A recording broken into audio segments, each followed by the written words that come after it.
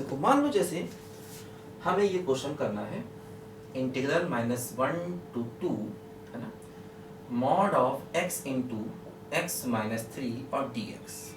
मान लीजिए हमें ये क्वेश्चन करना है। देखो दो टर्म्स का मल्टीप्लिकेशन है और मॉड है। देखो मॉड में हमेशा ध्यान रखना x इंटू वाई को हम mod x into mod Y कर सकते हैं। देखो वही करें इंटीग्रल -1 to 2 मॉड x अलग और मॉड x माइनस 3 अलग और dx दोनों के मॉडुलस को देखो हमने अलग अलग कर दिया। ऐसा हम कर सकते हैं, है ना, ऐसा कर सकते हैं। ध्यान दो।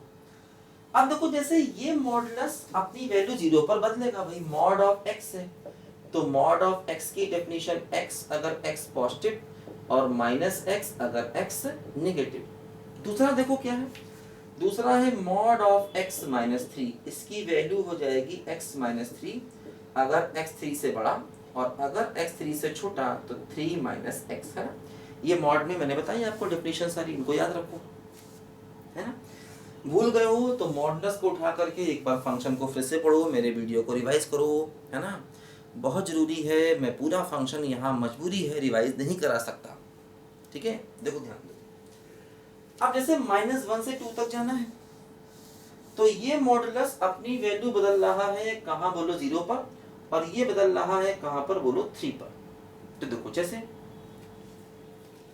अगर हम यहाँ पर -1 से 0 तक जाए, देखो हमें जाना था -1 से 2 तक इसके अकॉर्डिंग, है ना, और ये वाला मॉडुलस वैल्यू चेंज कर रहा है 3 पर और 0 पर। अब देखो 3 तो मिलेगा ही नहीं, जब हम -1 से 2 तक जाएंगे तो 0 तो मिलेगा लेकिन 3 तो मिलेगा ही नहीं, ध्यान रखो, है ना। अब देखो हम पहले गए -1 से 0, अब -1 से 0 में देखो क्या होगा, उसके बाद देखो हम जाएंगे 0 से 2, है ना, तो मॉड x माइनस 3 और dx, ध्यान दो, है ना।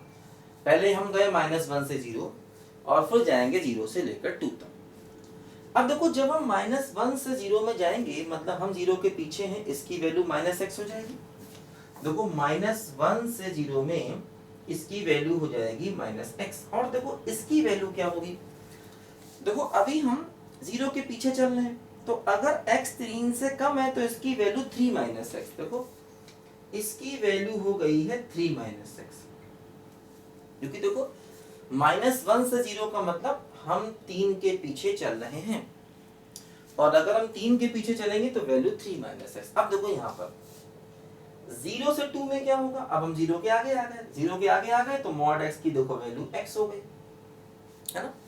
अगर हम 0 के आगे हैं तो मॉड x की वैल्यू x, देखो अभी भी हम 3 के पीछे हैं क्योंकि देखो हम 0 से 2 तक जा रहे हैं मतलब 3 के पीछे हैं, तो 3 के पीछे होने का मतलब इसकी वैल्यू हो गई है क्या बोलो 3 माइनस x dx, ठीक है। बताओ तो देखो एक्चुअली क्या है ना, मॉड x माइनस 3 की वैल्यू यहाँ भी 3 माइनस x, यहाँ भी 3 माइनस x, क्योंकि ये 3 के आगे होगा x माइनस 3 और 3 के पीछे क्या होगा 3 माइनस x, और जब हम -1 से 2 तक जा रहे हैं इसका मतलब हम 3 के पीछे ही हैं हमेशा, है ना। अगर हम -1 से 2 तक जा रहे हैं इसका मतलब हर समय हम देखा जाए तो 3 के पीछे ही हैं, इसीलिए यहाँ पर दोनों केसेस में वैल्यू देखो 3 माइनस x। अब देखो ये क्या होगा, ये हुआ -1 से 0, मल्टीप्लाई करो तो -3x प्लस x स्क्वायर, ठीक है, और dx, और देखो ये हो जाएगा 0 से 2 और क्या हुआ बोलो 3x minus x square dx।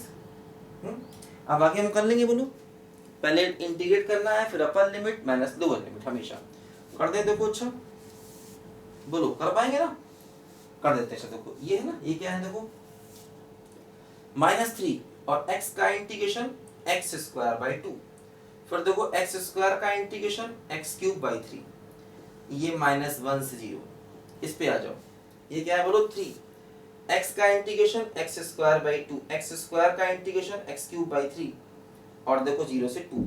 अब देखो क्या हुआ, x की जगह पहले अपर लिमिट रखो, फिर -x की जगह पर लोअर लिमिट रखो, तो क्या हुआ -3 -1 का स्क्वायर बाई 2 और -1/3/3। फिर देखो प्लस x की जगह पर पहले अपर लिमिट रखो, तो क्या हुआ 3, 2²/2 -2³/3, फिर माइनस करके लोअर लिमिट रखोगे तो सब हो जाएगा 0। अब सिंप्लीफाई तो कर लोगे ना, इसके बाद इतना तो कर लोगे, ठीक है। ये हमारे क्वेश्चन का आंसर। देखो ध्यान दो, जैसे इसी क्वेश्चन को हमने मॉडुलस को अलग अलग करके किया, कोई दिक्कत नहीं। इसी क्वेश्चन को देखो हम एक और तरीके से भी कर सकते हैं, है ना। मतलब हम पूरे मॉडुलस को एक साथ डिफाइन करते तब भी ये हो जाता। देखो उससे भी करते हैं, पहले इसको लिखो यहाँ पर ध्यान से।